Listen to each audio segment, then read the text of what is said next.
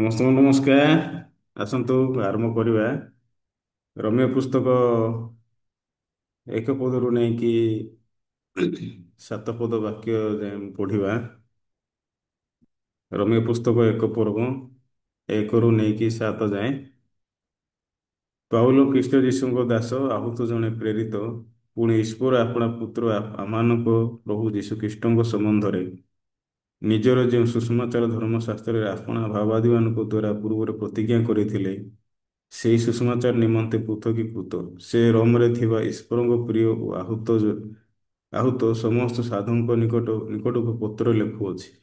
ସେହି ଯୀଶୁଖ୍ରୀଷ୍ଟ ସେହି ଯୀଶୁଖ୍ରୀଷ୍ଟ ଶରୀର ସମ୍ବନ୍ଧରେ ଦାଉଦଙ୍କ ବଂଶଜାତ, କିନ୍ତୁ ଧର୍ମମୟ ଆତ୍ମା ସମ୍ବନ୍ଧରେ ମୃତମାନଙ୍କ ମଧ୍ୟରୁ ପୁନରୁତ୍ଥାନ ଦ୍ୱାରା ଈଶ୍ୱରଙ୍କ ପୁତ୍ର ବୋଲି ଶକ୍ତି ସହ ନିର୍ଦ୍ଦିଷ୍ଟ ହେଲେ।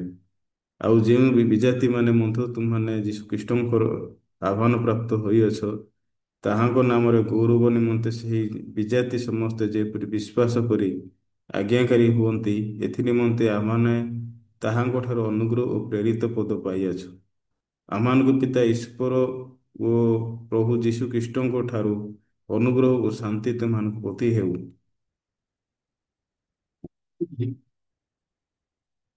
ଆମେ ଯେତେବେଳେ ରୋମୀ ପୁସ୍ତକ ଏକ ପର୍ବକୁ ଦେଖୁଛୁ, କ୍ରମାଗତ ଭାବରେ ପରମେଶ୍ୱର ଏଠି ଆମମାନଙ୍କୁ ଗୋଟେ ବିଷୟକୁ ଶିଖିବା ପାଇଁ ଚାହୁଁଛନ୍ତି ଯେ ପାଉଲ କୋଉ ପ୍ରକାର ଲାଇଫ ପ୍ରକୃତିରେ କାଟିଲେ, ଆଉ ପାଉଲ କେମିତି ଜୀବନ ପ୍ରକୃତିରେ ବଞ୍ଚିଲେ।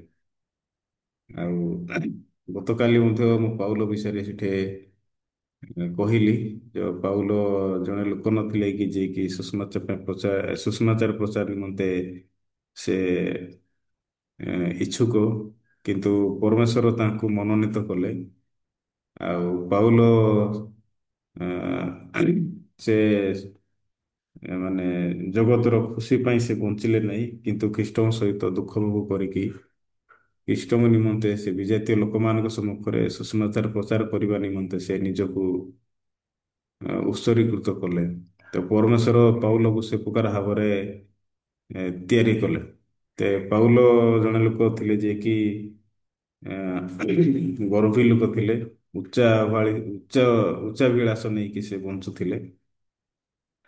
ଆଉ କିନ୍ତୁ ପରମେଶ୍ୱର ତାଙ୍କର ହୃଦୟକୁ ପ୍ରକୃତରେ ଭାଙ୍ଗିଲେ। ସେଥିପାଇଁ ପାଉଲ ବିଷୟରେ ସେଠି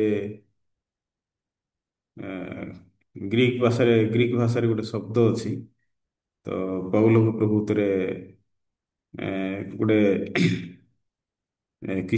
ଯୀଶୁ ଖ୍ରୀଷ୍ଟଙ୍କ ଜଣେ ଦାସ ବୋଲି କୁହାଯାଉଛି। ଆଉ ସେବକ ପାଇଁ ଗ୍ରୀକ୍ ଶବ୍ଦ ହେଉଛି ଡୋଇଲସ୍ ଡୋଇଲସ୍, ଯାହାର ଅର୍ଥ ହେଉଛି ଜଣେ ଦାସ କିମ୍ବା ଦାସ ଯିଏକି ସମ୍ପୂର୍ଣ୍ଣ ଭାବରେ ତାଙ୍କର ମାଲିକଙ୍କର। ତ ପାଉଲ ଜାଣିପାରିଲେ କି ମୁଁ ନିଜେ ନିଜର ନାହିଁ, ମୁଁ ହେଉଛି ଯୀଶୁଙ୍କର। ସେଥିପାଇଁ ସେ ସମସ୍ତ ହୃଦୟକୁ ନମ୍ର କରିକି ସେ ପ୍ରଭୁଙ୍କ ସହିତ ପ୍ରଭୁଙ୍କ ନିକଟରେ ନିଜକୁ ସମର୍ପଣ କଲେ। ସେଥିପାଇଁ ସେ ସମସ୍ତ ଧର୍ମାନ୍ତୀକରଣରୁ ପୃଥକ ହେଲେ। ଆଉ ଗର୍ଭୀ ଥିଲେ, ନିଜକୁ ଶୂନ୍ୟ କଲେ। ସେ ଜଣେ ଫାରୁସୀ ଲୋକ ଥିଲେ, ବ୍ୟବସ୍ଥା ଅନୁସାରେ ଜଣେ ସେ ଶିକ୍ଷକ ଥିଲେ। କିନ୍ତୁ ସେ ସବୁ ତାର ଗର୍ବ, ଅହଙ୍କାର, ଦାମ୍ଭିକତା ସବୁ ଭାଙ୍ଗିଗଲା। ତ ଗୋଟେ ଦିନ ସେ ପାଉଲ ମୂଲ୍ୟବାନ ହୃଦୟକୁ ନେଇକି ଯୀଶୁଙ୍କର ସୁସମାଚାରକୁ ପ୍ରଚାର କରିବା ନିମନ୍ତେ ସମସ୍ତ ବିଜାତୀୟ ଲୋକମାନଙ୍କ ସମ୍ମୁଖରେ ତାଙ୍କୁ ପ୍ରେରଣ କରାଗଲା। ସେଥିପାଇଁ ପାଉଲ ଯେତେବେଳେ ଦେଖିଲେ ସେ ଜଣେ ଜଣେ ଦାସ ଭାବରେ ପ୍ରକୃତିରେ ବଞ୍ଚୁଛନ୍ତି। ସେଥିପାଇଁ ଦାସର ମିନିଂ ହେଉଛି ସେ କେବଳ ମାଲିକର ଇଚ୍ଛା କଣ ସେଇଟାକୁ ଖୋଜିକି ପ୍ରକୃତିରେ ବଞ୍ଚିବ। ସେଥିପାଇଁ ପାଉଲ ଜଣେ ଲୋକ ହେଲେ ଯିଏକି ଯୀଶୁଙ୍କର ଇଚ୍ଛା କଣ ତାହା ଖୋଜିକି ବଞ୍ଚିବା ପାଇଁ ସକ୍ଷମ ହେଲେ। ସେଥିପାଇଁ ପାଉଲ ସଦାବେଳେ ନିଜକୁ ଶୂନ୍ୟ କଲେ। ସେଥିପାଇଁ ସେ କହିଲେ, ଆୟ ମୁଁ ଯଦି ସୁସମାଚାର ପ୍ରଚାର ନ କଲେ ମୁଁ ଦଣ୍ଡର ପାତ୍ର ବୋଲି କହିଲେ। ସେଥିପାଇଁ ପାଉଲ ଜାଣିଲେ ଯେ ମୁଁ ଯଦି ସୁସମାଚାରକୁ ପ୍ରଚାର କରିବି ନାହିଁ, ପରମେଶ୍ୱରଙ୍କ ଦ୍ୱାରା ମୁଁ ଦଣ୍ଡ ପାଇବି। ସେଥିପାଇଁ ସେ ସୁସମାଚାର ଭିତରେ ନିଜକୁ ସମ୍ପୂର୍ଣ୍ଣ ପୃଥକୀକୃତ କଲେ, ଆଉ ନିଜକୁ ଭାଙ୍ଗିଲେ। ମୁଁ କେବଳ ଏଥିପାଇଁ ଆହତ ହେଇଛି ବୋଲି ସେ ଜାଣିଲେ। ତ ଏ ରମ୍ୟ ପୁସ୍ତକ ଏକ ପର୍ବ ଯେତେବେଳେ ଆମେ ଦେଖୁଛୁ, ଏଇଟା ବେଶୀ ମୂଲ୍ୟବାନ ପୁସ୍ତକ। ଆଉ ଆମମାନଙ୍କର ଆତ୍ମା ନିମନ୍ତେ ଆତ୍ମାର ବୃଦ୍ଧି ହେବା ନିମନ୍ତେ। ସେଥିପାଇଁ ପାଉଲ ଆତ୍ମାଙ୍କ ଦ୍ୱାରା ସେ ବୃଦ୍ଧି ହେଲେ, ନିଜର ଶରୀରକୁ ସେ ଶୂନ୍ୟ କଲେ। ସେଥିପାଇଁ ତାଙ୍କୁ ପ୍ରେରିତ ବୋଲି ଡକା ହେଲା। ତ ପ୍ରେରିତ ବୋଲି ଡକା ହେଲା, ତାଙ୍କର ହୃଦୟ ବି ଦର୍ଶଉଛି ଯେ ସେ ଡାକରା, ସେ ପରମେଶ୍ୱରଙ୍କ ଦ୍ୱାରା ଡାକରା ପାଇଲେ କି, ଆଉ ଯିଏକି ନିଜକୁ ମାନେ ସବୁ ବିଷୟରେ ସେ ପ୍ରତ୍ୟାଖ୍ୟାନ କଲେ, ତାଡ଼ନା ପାଇବା ନିମନ୍ତେ ସେ ନିଜକୁ ସମର୍ପଣ କଲେ। ଆଉ ତାଙ୍କର ଡାକ ନାମ ଦିଆହେଲା ଈଶ୍ୱରୀୟ ବୋଲି, ମାନେ ପରମେଶ୍ୱରଙ୍କର ସେବକ। ତ ସେ ଲୋକମାନଙ୍କୁ ଖୁସି କରିବା ନିମନ୍ତେ ସେ ନିଜକୁ ସେ ନିଜେ ପ୍ରକୃତିରେ ସେ ପ୍ରକାର ସମର୍ପିତ ହେଲେ ପ୍ରଭୁଙ୍କ ଦ୍ୱାରା। ତାମାନେ ପାଉଲୁସ ଜଣେ ଲୋକ ବିଜାତୀୟ ଲୋକମାନଙ୍କୁ ଖୁସି ଦେବା ଲୋକ। ସେଥିପାଇଁ ପାଉଲଙ୍କ ଦ୍ୱାରା ବିଜାତୀୟ ଲୋକମାନଙ୍କ ନିକଟକୁ ଖୁସି ଆସିଲା, ଶାନ୍ତି ଆସିଲା, ଆନନ୍ଦ ଆସିଲା। ସେଥିପାଇଁ ବାଇବଲରେ ଯେତେବେଳେ ଆମେ ଦେଖିବା, ଫିଲିପିଓ 3 ପର୍ବର 6 ଆଉ 7 ପଦ ଆପଣମାନେ ଟିକେ କାଢ଼ନ୍ତୁ। ଫିଲିପିଓ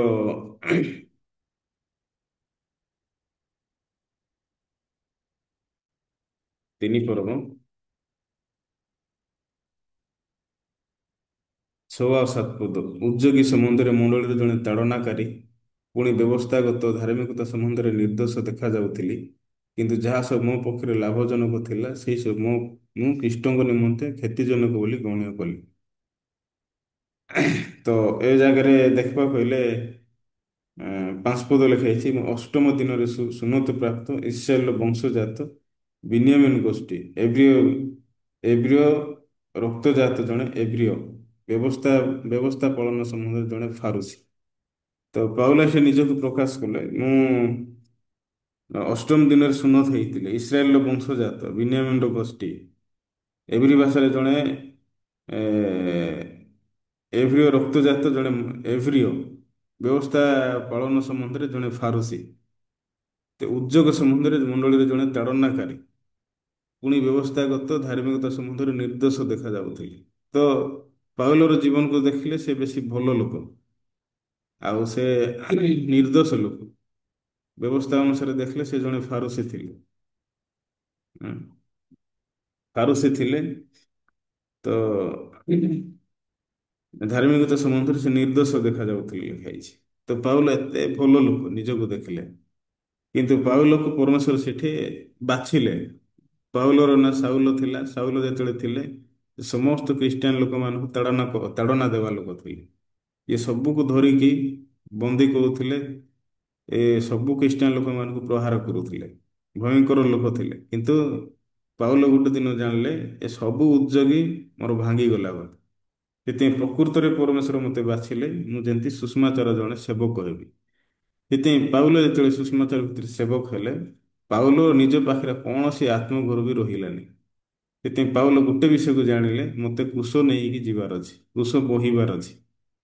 ତ ସେଥିପାଇଁ ପାଉଲ ଯେତେବେଳେ କ୍ରୁଶକୁ ବୋହିଲେ, କ୍ରୁଶ ନିକଟକୁ ଯେତେବେଳେ ଗଲେ, ପାଉଲ ନେଇକି ଜଣେ ମହାନ ସେବକ ଭାବରେ ସେ ବାହାରିକି ଆସୁଛନ୍ତି।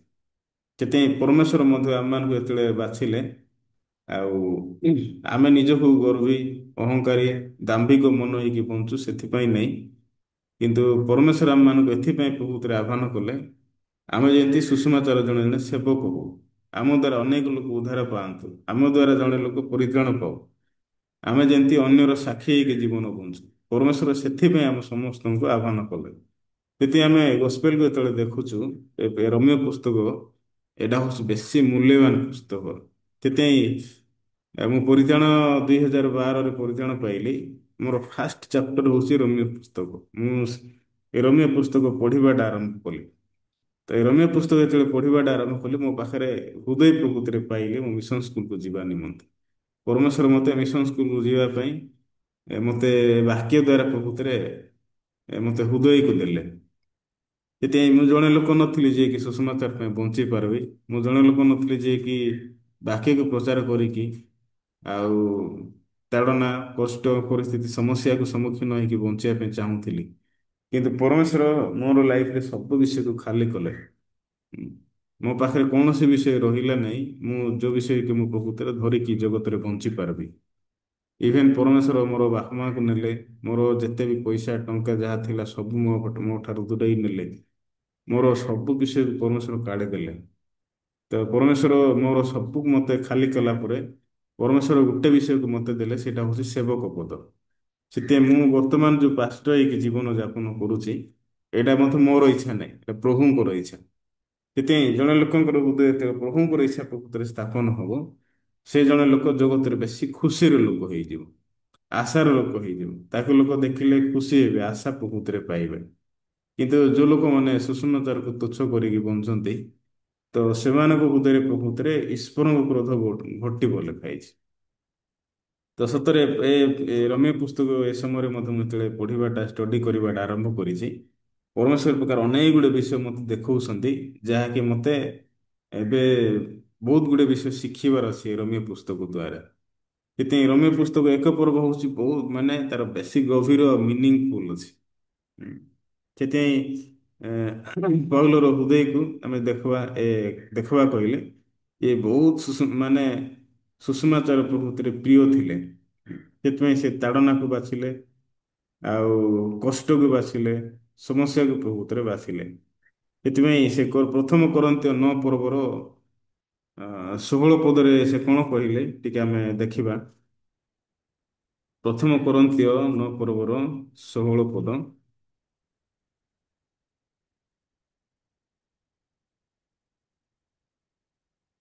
କାରଣ ମୁଁ ଯଦି ସୁଷମାଚାର ପ୍ରଚାର କରେ, ସେଥିରେ ମୋହର ଦର୍ପ କରିବାର କିଛି ନାହିଁ, ଯେଣୁ ଯେଣୁ ତାହା କରିବା ନିମନ୍ତେ ମୁଁ ବାଧ୍ୟ। ଆଉ ଯଦି ମୁଁ ସୁଷମାଚାର ପ୍ରଚାର ନ କରେ, ତେବେ ହାୟ ମୁଁ ଦଣ୍ଡର ପାତ୍ର। ସେଥିପାଇଁ ପାଉଲ କଣ ଜାଣିଲେ? ଯଦି ମୁଁ ସୁଷମାଚାର ପ୍ରଚାର କରେ, ସେଥିରେ ମୋର ଦର୍ପ କରିବାର କିଛି ନାହିଁ। ସେଥିପାଇଁ ପାଉଲ ପାଖରେ ନିଜର ଗର୍ବି ହୃଦୟ, ଅହଙ୍କାର, ଦାମ୍ଭିକ ସବୁ କିଛି ଭାଙ୍ଗିଗଲା। ସେଥିପାଇଁ ସେ ନିଜକୁ ଦର୍ପ କରିପାରିଲେ ନାହିଁ। ମୋ ପାଖରେ କୌଣସି ନିଜ ଉପରେ ଦର୍ପ କରିବା ଆବଶ୍ୟକ ନାହିଁ ବୋଲି କହିଲେ। ଯେଣୁ ସେ କଣ କହିଲେ? ତେଣୁ ତାହା କରିବା ନିମନ୍ତେ ମୁଁ ବାଧ୍ୟ। ତାମାନେ ସେ ଜାଣିଲେ ମୁଁ ସୁଷମାଚାର ପ୍ରଚାର କରିବାଟା ହେଉଛି ବାଧ୍ୟ। ଯଦି ମୁଁ କରୁନାହିଁ, ଯଦି ନ କରେ, ତେବେ ମୁଁ ଦଣ୍ଡର ପାତ୍ର। ତ ସେ ଗୋଟେ ବିଷୟକୁ ଦେଖିଲେ, ମୁଁ ଯଦି ପ୍ରଚାର କରିବିନି ଆଉ ସୁଷମାଚାର ଭିତରେ ଯଦି ମୁଁ ଲିପ୍ତ ହେବି ନାହିଁ, ମୁଁ ଦଣ୍ଡ ପାଇବି, ପରମେଶ୍ୱର ମୋତେ ଦଣ୍ଡ ଦେବେ। ସେଥିପାଇଁ ପାଉଲ ବିଜାତୀୟ ଥିଲେ, ଇଏ ଖ୍ରୀଷ୍ଟାନ ଲୋକଙ୍କୁ ତାଡ଼ନା କରିବା ଲୋକ ଥିଲେ। କିନ୍ତୁ ପାଉଲ ଯେତେବେଳେ ପ୍ରେରିତ ହେଲେ ରମ୍ୟ ପୁସ୍ତକ 1 ପର୍ବରେ, ସେଠି ଜଣେ ମହାନ ଦାସ ଭାବରେ ସେ ପ୍ରକୃତରେ ପ୍ରକାଶିତ ହେଲେ ବିଜାତୀୟ ଲୋକମାନଙ୍କ ସମ୍ମୁଖରେ।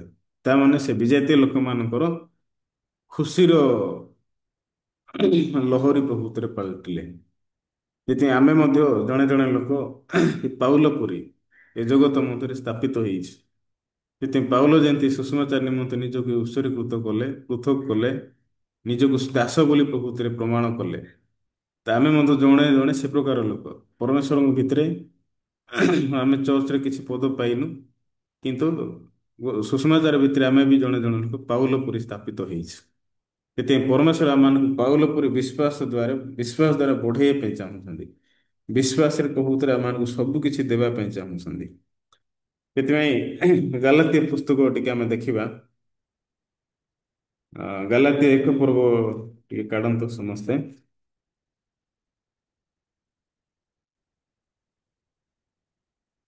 ଗାଲାତୀୟ ପୁସ୍ତକ 1 9 ପଦ ଆଉ 10 ପଦ। ଯେପରି ଆମମାନେ ପୂର୍ବରେ କହିଅଛୁ, ସେହିପରି ମୁଁ ଏବେ ଆଉ ଥରେ କହୁଅଛି, ମୁଁ ସୁସମାଚାର ତୁମମାନେ ଗ୍ରହଣ କରିଥିଲ। ଉଦ୍ଭିନ୍ନ ଉଦ୍ଭିନ୍ନ ଯଦି କୌଣସି ଲୋକ ଅନ୍ୟ ସୁସମାଚାର ତୁମମାନଙ୍କ ନିକଟରେ ପ୍ରଚାର କରେ, ତେବେ ସେ ଶାପଗ୍ରସ୍ତ ହେଉ। ମୁଁ କି ଏବେ ମନୁଷ୍ୟମାନଙ୍କର କିମ୍ବା ଈଶ୍ୱରଙ୍କ ପ୍ରିୟ ପାତ୍ର ହେବାକୁ ଯତ୍ନ କରୁଅଛି, ଅବା ମନୁଷ୍ୟମାନଙ୍କୁ କି ସନ୍ତୁଷ୍ଟ କରିବାକୁ ଚେଷ୍ଟା କରୁଅଛି। ଯଦି ମୁଁ ଏବେ ସୁଦ୍ଧା ମନୁଷ୍ୟମାନଙ୍କୁ ସନ୍ତୁଷ୍ଟ କରୁଥାନ୍ତି, ତେବେ ମୁଁ ଖ୍ରୀଷ୍ଟଙ୍କର ଦାସ ହୁଅନ୍ତି ନାହିଁ। ତ ପାଉଲ ଗୋଟେ ବିଷୟ କହିଲେ, ମୋତେ ଜଣେ ଲୋକ ଭେଟିଲେ ଖୁସି ହେବ ସେମିତି ନାହିଁ, ଆଉ ମୋ ଠାରୁ ଗୋଟେ ବିଷୟ ପାଇଲେ ସେମାନେ ଖୁସି ହେବେ ସେମିତି ନାହିଁ। କିନ୍ତୁ ମୁଁ ଗୋଟେ ବିଷୟ ତୁମମାନଙ୍କୁ କହୁଛି, ମୁଁ ମନୁଷ୍ୟମାନଙ୍କ ପାଇଁ ଖୁସି କରିବା ପାଇଁ ଚାହୁଁନାହିଁ, ସେମାନଙ୍କୁ ସନ୍ତୁଷ୍ଟ କରିବା ଜୀବନ ବଞ୍ଚୁ ନାହିଁ। କିନ୍ତୁ ମୁଁ ଜଣେ ଲୋକ ଖ୍ରୀଷ୍ଟଙ୍କର ଦାସ, ମନୁଷ୍ୟମାନଙ୍କୁ ମୁଁ ସନ୍ତୁଷ୍ଟ କରୁନାହିଁ ବୋଲି କହିଲେ। ସେଥିପାଇଁ ପାଉଲ ନିଜକୁ ସମ୍ପୂର୍ଣ୍ଣ ସୁସମାଚାର ଭିତରେ ସେ ପୃଥକ କଲେ। ସେଥିପାଇଁ ସେ ଲୋକ କଣ ଭାବୁଛନ୍ତି, ଲୋକ କଣ ଚିନ୍ତା କରୁଛନ୍ତି, ଆଉ ମୁଁ କୋଉ ପ୍ରକାର, ସେଇଟା କେବେ ମତେ ଦେଖିଲେ ନାହିଁ। କିନ୍ତୁ ସେ ନିଜକୁ ପୃଥକ କଲେ ସୁଷମାଚାର ଭିତରେ।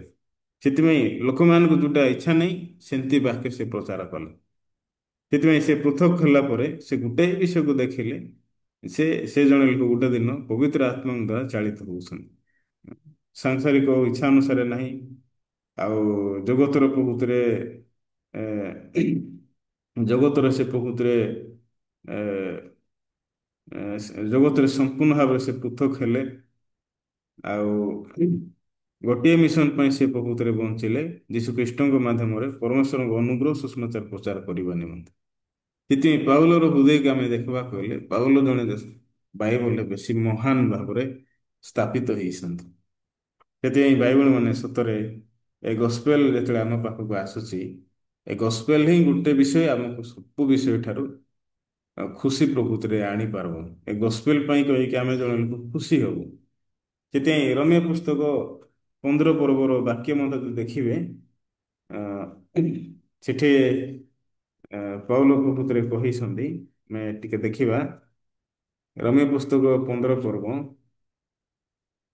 15ର 16 ପଦ ଦେଖନ୍ତୁ। ତଥାପି ମୋତେ ଈଶ୍ୱରଙ୍କ କର୍ତ୍ତବ୍ୟ ଦତ୍ତ ଅନୁଗ୍ରହ ହେତୁ ମୁଁ ତୁମମାନଙ୍କୁ ପୁନର୍ବାର ସ୍ମରଣ କରିବା ନିମନ୍ତେ କେତେକ ପରିମାଣର ଅଧିକ ସାହସ ସହିତ ତୁମମାନଙ୍କ ନିକଟକୁ ଲେଖୁଅଛି। ସେଥିପାଇଁ 15 ପଦ ନା, ସରି 16 ପଦ, ମୁଁ 15 ପଦ ପଢିଲି। କାରଣ ବିଜେତା ମାନେ ଯେପରି ପବିତ୍ର ଆତ୍ମାଙ୍କ ଦ୍ୱାରା ପବିତ୍ରୀକୃତ ହୋଇ ନୈବେଦ୍ୟ ସ୍ୱରୂପେ ସୁଗ୍ରାହୀ ହୁଅନ୍ତି, ଏଥିନିମନ୍ତେ ସେମାନଙ୍କ ନିକଟରେ ଖ୍ରୀଷ୍ଟ ଯୀଶୁଙ୍କ ସେବକ ହୋଇ ଈଶ୍ୱରଙ୍କ ସୁଷମାଚାରର ଯାଜକତ୍ୱ କରିବା ପାଇଁ ମୋତେ ଯେଉଁ ଅନୁଗ୍ରହ ଦତ୍ତ ହୋଇଅଛି। ତ ୟା ପାଖରେ କଣ ଅନୁଗ୍ରହ ଦତ୍ତ ହେଇଛି? ସୁଷମାଚାର ଯାଜକତ୍ୱ କରିବା ପାଇଁ ଲେଖାଇଛି। ସେଥିପାଇଁ ଇଏ ନିଜକୁ ଜାଣିଲେ ଯେ ମୁଁ ଗୋଟେ ବିଷୟ ପାଇଁ ଆହ୍ୱାନ କରାଯାଇଛି, ପ୍ରେରିତ କରାଯାଇଛି। ସୁଷମାଚାରର ଭାର ପରମେଶ୍ୱର ମୋତେ ଦେଇଛନ୍ତି। ହୁଁ। ସେଥିପାଇଁ ସେ ଗୋଟେ ବିଷୟ କହିଲେ, ମୁଁ ଯଦି ସୁଷମାଚାର ପ୍ରଚାର ନ କଲେ ହାୟ ମୁଁ ଦଣ୍ଡର ପାତ୍ର। ସତରେ ମୁଁ ଏ ସମୟରେ ଯେତେବେଳେ ରୋମୀୟ ପୁସ୍ତକ ବାକ୍ୟ ଯେତେବେଳେ ଷ୍ଟଡି କରୁଛି, ପରମେଶ୍ୱର ପ୍ରକାର ଅନେକ ଗୁଡ଼ିଏ ବିଷୟ ମୋତେ ଦେଖାଉଛନ୍ତି, ଆଉ ମୋର ନିଜର ହୃଦୟକୁ ମଧ୍ୟ ପ୍ରକୃତରେ ଦେଖାଉଛନ୍ତି। କେମିତି ମୁଁ ସୁଷମାଚାର ଭିତରେ ପରମେଶ୍ୱର ମୋତେ ମନୋନୀତ କରିଛନ୍ତି, ଆଉ କେମିତି ପରମେଶ୍ୱର ମୋତେ ଏ ଜଗତ ମଧ୍ୟରେ ପ୍ରକୃତରେ ଜଗତରୁ ମୋତେ ବାହାର କରିକି ସୁଷମାଚାର ଭିତରେ ପ୍ରକୃତରେ ମୋତେ ଅନ୍ତର୍ଭୁକ୍ତ କରିଅଛନ୍ତି। ସେଥିପାଇଁ ମୋ ହୃଦୟରେ ମୁଁ ବେଶୀ ଖୁସି ହେଉଛି ଏ ଦିନମାନଙ୍କରେ ବାକ୍ୟ ଯେତେବେଳେ ପଢ଼ୁଛି। ସେଥିପାଇଁ ଆପଣମାନେ ମଧ୍ୟ ଯେତେବେଳେ ଏ ରୋମୀୟ ପୁସ୍ତକ ପଢ଼ିବେ, ନିହାତି ପ୍ରକାର ବଳ ପ୍ରକୃତିରେ ଆପଣମାନେ ପାଇପାରିବେ। ସେଥିପାଇଁ ସତରେ ଆମେ କୋଉ ଜାଗାରେ ଖୁସି ହେଇପାରିବୁ? ଜଗତରେ କୋଉ ଜାଗାରେ ଖୁସି ଅଛି? ଜଗତରେ ଆମେ କୋଉ ଜାଗାରେ ଆଶାରେ ଏ ପ୍ରକୃତିରେ ବଞ୍ଚି ପାରିବୁ? ସେଇଟା ହଉଛି ଗୋଟେ ବିଷୟ, ଗୋଟେ ଜାଗା, ସେଟା ହଉଛି ସୁଷମାଚାର ଭିତରେ, ମଣ୍ଡଳୀ ଭିତରେ, ପରମେଶ୍ୱରଙ୍କ ଭିତରେ, ପରମେଶ୍ୱରଙ୍କ ଦାସ ଭାବରେ ଯେତେବେଳେ ବଞ୍ଚିବୁ ସେବକ ଭାବରେ, ପରମେଶ୍ୱର ଆମମାନଙ୍କୁ ପ୍ରକୃତିରେ ଉନ୍ନତ କରିବେ। ଗସ୍ପେଲ ପାଇଁ ମଧ୍ୟ ଉନ୍ନତ କରିବେ। ଏଁ, ସବୁ କିଛିରେ ପରମେଶ୍ୱର ଆମମାନଙ୍କୁ ଉନ୍ନତ କରିବେ। କିନ୍ତୁ ମୁଁ ଯଦି ସୁଷମାଚାର ଠାରୁ ପ୍ରକୃତିରେ ପଳାୟନ କରିବା ପାଇଁ ଚାହୁଁଛି, ମୁଁ କେବେ ମଧ୍ୟ ଗସ୍ପେଲ ଭିତରେ ଉନ୍ନତି ହେଇପାରିବି ନାହିଁ। ସେଥିପାଇଁ ପାଉଲ ସେ ବିଷୟକୁ ଜାଣିଲେ। ସେଥିପାଇଁ ପାଉଲ କହିଲେ ମୁଁ ବଞ୍ଚି ନାହିଁ, ମୋ ଭିତରେ ଖ୍ରୀଷ୍ଟ ବଞ୍ଚିଛନ୍ତି। ମୁଁ ଯେଉଁ ଜୀବନ ଯାପନ କରୁଛି ତାହା ବିଶ୍ୱାସରେ କହିଲି। ସେଥିପାଇଁ ପାଉଲ ଗୋଟେ ବିଷୟ କହିଲେ, ମୁଁ ବିଶ୍ୱାସରେ ଜୀବନ ବଞ୍ଚୁଛି। ସେଥିପାଇଁ ପାଉଲ ଏ ସଂସାରରେ ପ୍ରକୃତରେ ମାତାଲ ହେଲେ ନାହିଁ। କେମିତି ମୁଁ ଲୋକମାନଙ୍କୁ ଗୋଟେ ବାକ୍ୟ କହିପାରିବି, ଲୋକମାନେ କେମିତି ଗୋଟେ ବାକ୍ୟ ହେଲେ ମଧ୍ୟ ଶୁଣିବେ, କେମିତି ସତ୍ୟ ଜ୍ଞାତ ହେବେ, ପାଉଲ ସେ ସୁଯୋଗ ପ୍ରକୃତିରେ ଖୋଜିଲେ। ସେଥିପାଇଁ ସେ ସୁଯୋଗ ପ୍ରକୃତିରେ ପରମେଶ୍ୱର ପାଉଲଙ୍କ ସମ୍ମୁଖରେ ରଖିଲେ। ସେଥିପାଇଁ ପାଉଲ ଯେତେବେଳେ ଗସ୍ପେଲ ପାଇଁ ବଞ୍ଚିଲେ, ପାଉଲ ସତରେ ସେଠି ତାଡ଼ନା ସମୟରେ ମଧ୍ୟ ପାଉଲ ଖୁସି ହେଲେ। ପ୍ରେରିତ ପୁସ୍ତକ 16 ପର୍ବରେ ଯଦି ଦେଖିବେ, ଯେତେବେଳେ ପାଉଲ ରୋମରେ ପ୍ରଚାର କଲେ, ପାଉଲକୁ ତାଡ଼ନା ଦିଆହେଲା। ପାଉଲକୁ ତାଡ଼ନା ଦିଆହେଲା, ମାଡ଼ ମରା ହେଲା। ସେଠି ପାଉଲକୁ ପ୍ରକୃତିରେ କାରାଗାରରେ ନିକ୍ଷେପ କରାହେଲା। ସେତେବେଳେ ପାଉଲ ଶିଲା ପ୍ରକୃତିରେ ଥିଲେ। ଗୋଟେ ସାଇଡ୍ ଦେଖିଲେ ଏଇଟା ବେଶୀ ଭୟଙ୍କର ବିଷୟ। କିଏ ତାଡ଼ନା ପାଇକି ତାଡ଼ନା ସମୟରେ କିଏ ଖୁସି ହେବ? କେହି ବି ନାହାନ୍ତି ତାଡ଼ନା ସମୟରେ ଜଣେ ଲୋକ ଖୁସି ହେଇପାର। କିନ୍ତୁ ପାଉଲ ସେ ପ୍ରକାର ସ୍ଥିତିରେ ମଧ୍ୟ ଆ, ଜେଲରେ ଅଛନ୍ତି, ମଧ୍ୟରାତ୍ରି ହେଲାଣି, କିନ୍ତୁ ପାଉଲ ପ୍ରକୃତରେ ସ୍ତବଗାନ କରୁଛନ୍ତି। ଏମାନେ ଗୀତ ଗାଉଛନ୍ତି। କଣ ଗୀତ ଗାଉଥିବେ? ହାଲେଲୁୟା, ଧନ୍ୟବାଦ ହେନ ପ୍ରଭୁ, ପ୍ରଶଂସା ତମେ ପାଅ। ପାଉଲର ହୃଦୟରେ କାହିଁକି ଏତେ ଖୁସି ଅଛି? ଯେ ପାଉଲ ନିଜକୁ ପୃଥକ କରିଛନ୍ତି ସୁଷମାଚାର ଭିତରେ। ପାଉଲ ସେ ବିଷୟକୁ ଦେଖୁଛନ୍ତି। ହଁ, ଏଇଟା ମଧ୍ୟ ପ୍ରଭୁଙ୍କର ଇଚ୍ଛା, ଆମେ ତାଡ଼ନାକୁ ପାଉ। ଏଇଟା ମଧ୍ୟ ପ୍ରଭୁ ଆମମାନଙ୍କୁ ଦେଇ ଅଛନ୍ତି। ସେଥିପାଇଁ ପାଉଲର ହୃଦୟରେ ଟିକେ ବି ଯନ୍ତ୍ରଣା ନାହିଁ। ସେଥିପାଇଁ ପାଉଲ ଗୀତ ଗାଇଲେ ସେଠି। ସେଟା ଜେଲର ମାନେ ଦେଖିକି ଆଶ୍ଚର୍ଯ୍ୟ, କେମିତିକିଆ ଲୋକ, ଜେଲରେ ଅଛି, ଏତେ ତାଡ଼ନା ଆସୁଛି, ଏଁ, ବର୍ତ୍ତମାନ କାରାଗାରରେ ନିକ୍ଷେପ କରାଯାଇଛି, କିନ୍ତୁ ଏ ଲୋକ ଗୀତ ଗାଉଛି। ସେଥିପାଇଁ ପାଉଲ ଯେତେବେଳେ ଗୀତ ଗାଇଲେ, ମଧ୍ୟରାତ୍ରିରେ ସବୁ ଖିଡିକି ପ୍ରକୃତିରେ ଫିଟିଗଲା। ଫିଟିଗଲା ଯେ ଜେଲର ପ୍ରକୃତିରେ ଢଙ୍କେଇଲା, ଶୋଇ ପଡ଼ିଲା। ଆଖି ଫିଟେଇକି ଦେଖିଲା ବେଳକୁ କବାଟ ଖୋଲା ହେଇଛି, ଖିଡିକି ପ୍ରକୃତିରେ ତଳେ ପଡ଼ିଛି। ସେ ବେଶୀ ଭୟ କଲେ, ଗଲା ମୋର ଚାକିରି ପଳେଇଯିବ।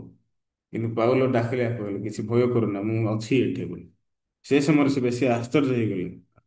ସେତେବେଳେ ସେ ପାଉଲଙ୍କ ଠାରୁ ବାକ୍ୟ ଶୁଣିବାଟା ଆରମ୍ଭ କଲେ। ଜେଲର ଯିଏ ଥିଲା ପାଉଲ ଠାରୁ ଯେତେବେଳେ ବାକ୍ୟ ଶୁଣିଲେ, ସେ ପରିତ୍ରାଣ ପାଇଲେ। ସେ ତାଙ୍କର ପରିବାର ସବୁ ଲୋକ ପରିତ୍ରାଣ ପାଇଲେ। ସେଥିପାଇଁ ପାଉଲ ଜଣେ ଲୋକ ଜେଲରେ ମଧ୍ୟ ସୁଷମାଚାର ପ୍ରଚାର କଲେ। ସତରେ ଆମେ ମଧ୍ୟ ଜେଲକୁ ଗଲେ ମଧ୍ୟ ସୁଷମାଚାର ପ୍ରଚାର କରିପାରୁନୁ। 2015 ମସିହାରେ ପାଷ୍ଟର ମୋର ଗୋଟେ ସମସ୍ୟା ହେଲା। ମୁଁ ପାଷ୍ଟରଙ୍କୁ ଫୋନ କଲି, ପାଷ୍ଟର ଏମିତି ଏମିତି ଘଟଣା। ପାଷ୍ଟର ମୋତେ କହିଲେ, ତୁ ଜେଲକୁ ଯା, ଜେଲରେ ସୁଷମାଚାର ପ୍ରଚାର କରେ। ତ ମୁଁ ସେ ବିଷୟ ଯେତେବେଳେ ଦେଖିଲି, ପାଷ୍ଟର କେମିତି ପ୍ରକୃତରେ କହୁଛନ୍ତି, ମୋତେ କିଛି ଗୋଟେ ସଜେସନ ଦେବା ଦରକାର। ଆଁ ମୁଁ କେମିତି ପ୍ରକୃତରେ ସେ ସମସ୍ୟାରୁ ବାହାରିକି ଆସିପାରିବି? କିନ୍ତୁ ଉଲ୍ଟା ପରମେଶ୍ୱର ଦାସ ମୋତେ କହୁଛନ୍ତି, ତୁ ଜେଲକୁ ଯା, ଜେଲ ଭିତରେ କଏଦୀ ମାନଙ୍କୁ ପ୍ରଚାର କର। ହୁଁ, ତ ଜେଲକୁ ମଧ୍ୟ ଯା, କିଛି ତୁ ବ୍ୟସ୍ତ ହେ। ଫାଷ୍ଟ ଗୋଟେ ବିଷୟ ମୋତେ କହିଲେ, ତୁ ମନୁଷ୍ୟର ମେଥଡ଼ ୟୁଜ୍ କରିବୁ ନାହିଁ। ମୁଁ ଯେତେବେଳେ ଦେଖିଲି ସେ ସମୟରେ, ଏଇଟା ଗ୍ରହଣ କରିବା ପାଇଁ ମୋ ପାଇଁ ବେଶୀ କଷ୍ଟକର ବିଷୟ ଥିଲା। କିନ୍ତୁ ମୁଁ ଯେତେବେଳେ ସେଟାକୁ ଗ୍ରହଣ କଲି, ଇଚ୍ଛା ନଥିଲେ ମଧ୍ୟ, କିନ୍ତୁ ପରମେଶ୍ୱର ମୋ ଲାଇଫରେ କାର୍ଯ୍ୟ କଲେ ସେ ସମୟରେ। ସେଥିପାଇଁ ଆଜି ପର୍ଯ୍ୟନ୍ତ ଯେତେବେଳେ ମୁଁ ଦେଖୁଛି, ପରମେଶ୍ୱର ମୋତେ କଢ଼େଇକି ନେଉଛନ୍ତି। ପରମେଶ୍ୱର ମୋର ଲାଇଫରେ କାମ କରୁଛନ୍ତି। ସେଥିପାଇଁ ଏଁ, ମୁଁ ସୁଷମାଚାରକୁ ପାଇକି କୌଣସି ବିଷୟକୁ ଲସ୍ କରିନାହିଁ।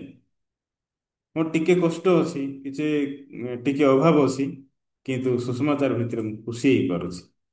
ଜଗତରେ ସବୁଠୁ ବଡ଼ ଗୁରୁତ୍ୱ ମାନେ ସବୁଠୁ ବଡ଼ ବିଷୟ କଣ? ସବୁ ଥାଇକି ମାନେ ଖୁସି ନଥିବାଟା, ସବୁ ପାଇକି ନିରାଶତାରେ ବଞ୍ଚିବାଟା, ସେଇଟା କଣ ସବୁ ମାନେ ବେଶୀ ଗୁରୁତ୍ୱପୂର୍ଣ୍ଣ କି? ନାଇଁ। କିଛି ବି ନାହିଁ ଯଦି ମୋ ପାଖରେ ସୁସମାଚାର ଅଛି, ସେଇଟା ହଉଛି ସବୁଠୁ ବେଶୀ ଗୁରୁତ୍ୱପୂର୍ଣ୍ଣ। ମୁଁ ପରମେଶ୍ୱରଙ୍କ ଭିତରେ ଖୁସି ହେଇପାରିବି। ସେଥିପାଇଁ ପାଉଲ ମଧ୍ୟ ତାଡ଼ନା ସମୟରେ ମଧ୍ୟ ଖୁସି ହେଲେ। ସେ ସ୍ତବ ଗାନ କଲେ, ଗୀତ ଗାଇଲେ। ଚାଲନ୍ତୁ ଭାଇ ଭଉଣୀମାନେ, ପରମେଶ୍ୱର ଆଜି ଆମମାନଙ୍କୁ ଗୀତ ଗାଇବା ପାଇଁ ସମୟକୁ ଦେଇଛନ୍ତି। ଦାଉଦ ଯେମିତି ଗୀତ ଲେଖିଲେ, ଗୀତ ସଂହିତା ପୁସ୍ତକ, ସଦାପ୍ରଭୁ ମୋର ପ୍ରତିପାଳକ, ମୋର ଅଭାବ ହବ ନାହିଁ, ମନୁଷ୍ୟ ମୋର କଣ କରିବ ବୋଲି କହିଲେ। ସେଥିପାଇଁ ପାଉଲ ଦାଉଦର ହୃଦୟକୁ ଦେଖିଲେ, ସେ ମଧ୍ୟ ଗୀତ ଗାଉଛନ୍ତି। ପାଉଲର ହୃଦୟକୁ ଦେଖିଲେ, ସେ ବି ଗୀତ ଗାଉଛନ୍ତି। ସେଥିପାଇଁ ସୁଷମାଚାର ଭିତରେ ଯିଏ ମଧ୍ୟ ସୁଷମାଚାର ପାଇଁ ବଞ୍ଚି ଅଛନ୍ତି, ସମସ୍ତେ ଗୀତକୁ ଗାଇ ଅଛନ୍ତି। ସେଥିପାଇଁ ପରମେଶ୍ୱର ମଧ୍ୟ ଏ ଜଗତରେ ଆମକୁ ବଞ୍ଚିବା ପାଇଁ ଅନୁଗ୍ରହ ଦେଇଛନ୍ତି। ପରିତ୍ରାଣ ଆମମାନଙ୍କୁ ଅନୁଗ୍ରହ ଦ୍ୱାରା ଦେଲେ। ଆମେ ଧାର୍ମିକ ହେଲୁ ଅନୁଗ୍ରହରେ। ଚାଲନ୍ତୁ ଅନୁଗ୍ରହରେ ମଧ୍ୟ ବିଶ୍ୱାସରେ ଗୀତ ପ୍ରକୃତିରେ ଗାଇକି ବଞ୍ଚିବା। ସେଥିପାଇଁ ଏଇଟା ପାଉଲର ହୃଦୟ, ଏଇଟା ହଉଛି ରୋମୀୟ ପୁସ୍ତକର ପରମେଶ୍ୱରଙ୍କର ଇଚ୍ଛା ସେଇଟା। ସେଥିପାଇଁ ମୁଁ ଏ ସମୟରେ ଯେତେବେଳେ ଦେଖୁଛି, ତ ମୋ ହୃଦୟରେ ମୁଁ ବେଶୀ ଖୁସି ଅଛି। ସେଥିପାଇଁ ଗୋଟେ ବିଷୟକୁ ମୁଁ ପ୍ରକୃତରେ ଦେଖୁଛି, ଏଠି ପାଉଲ ପ୍ରକୃତରେ କହିଲେ, କାରଣ ବିଜାତି ମାନେ ଯେପରି ପବିତ୍ର ଆତ୍ମାଙ୍କ ଦ୍ୱାରା ପବିତ୍ରୀକୃତ ହେବେ ହୋଇ ନୈବେଦ୍ୟ ସ୍ୱରୂପ ସୁଗ୍ରାହ୍ୟ ହୁଅନ୍ତି। ସେଥିପାଇଁ ଇଏ ଗୋଟେ ବିଷୟକୁ ଫୋକସ କଲେ, ବିଜାତି ମାନେ ଯେମିତି ପବିତ୍ର ଆତ୍ମାଙ୍କ ଦ୍ୱାରା କଢେଇକି ନିଆଯିବେ, ପବିତ୍ରୀକୃତ ଯେମିତି ହେବେ, ନୈବେଦ୍ୟ ସ୍ୱରୂପ ସୁଗ୍ରାହ୍ୟ ଯେମିତି ହେବେ। ସୁଗ୍ରାହ୍ୟ ମାନେ କଣ? ପରମେଶ୍ୱର ଇଚ୍ଛାକୁ ଖୋଜିକି ବଞ୍ଚୁବା ଲୋକ ହେବେ।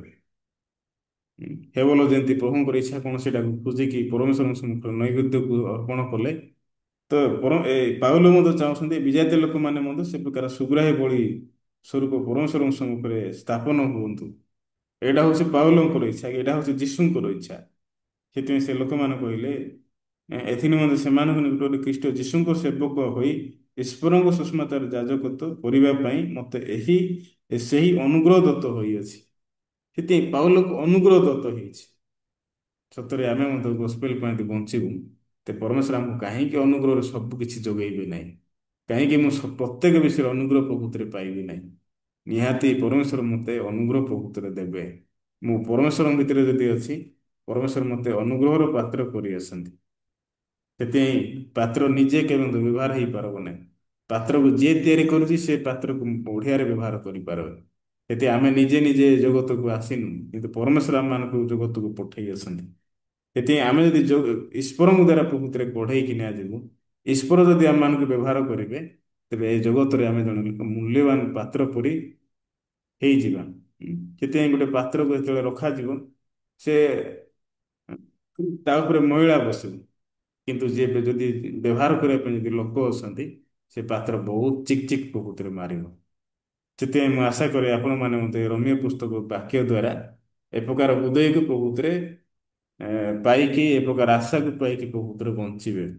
ମୁଁ ଆଶା କରେ ଆଜିର ଏ ସୁଷମାଚାରକୁ ମୁଁ ଏ ଜାଗାରେ ସମାପ୍ତ କରିବି। ଆଉ ଚାଲନ୍ତୁ ଆମମାନେ ପ୍ରାର୍ଥନା କରିବା। ମଙ୍ଗଳମୟ ପରମେଶ୍ୱର ପିତା, ତମେ ଆଜି ଅନୁଗ୍ରହ ଦେଲ ରୋମୀୟ ପୁସ୍ତକ 1 ପର୍ବର ବାକ୍ୟକୁ ଦେଇକି।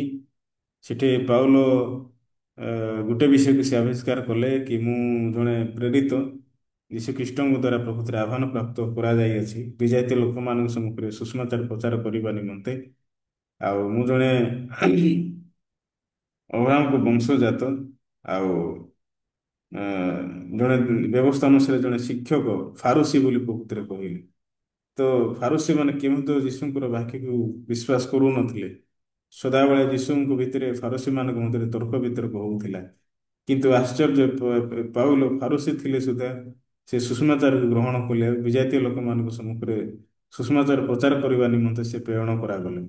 ପରମେଶ୍ୱର ପିତା, ପାଉଲଙ୍କ ବିଷୟରେ ଆମେ ଦେଖୁଛୁ ରୋମୀୟ ପୁସ୍ତକ 1 ପର୍ବ ଅନୁସାରେ ସେ ମୂଲ୍ୟବାନ ଜୀବନକୁ ପ୍ରକୃତିରେ ବଞ୍ଚି ଅଛନ୍ତି। ସେଥିପାଇଁ ଆମେ ମଧ୍ୟ ଯେଉଁ ସମୟରେ ଯେଉଁ ଦିନ ପରିତ୍ରାଣ ପାଇଲୁ, ସେଇ ଦିନଠାରୁ ଆଜି ପର୍ଯ୍ୟନ୍ତ ପରମେଶ୍ୱର ଆମମାନଙ୍କୁ ମଧ୍ୟ ପାଉଲ ପରି ଗୋଟେ ସେବକ ପଦକୁ ଦେଇକି ଆମମାନଙ୍କୁ ବଢ଼େଇକି ନେବା ପାଇଁ ଇଚ୍ଛା କରୁଅଛନ୍ତି।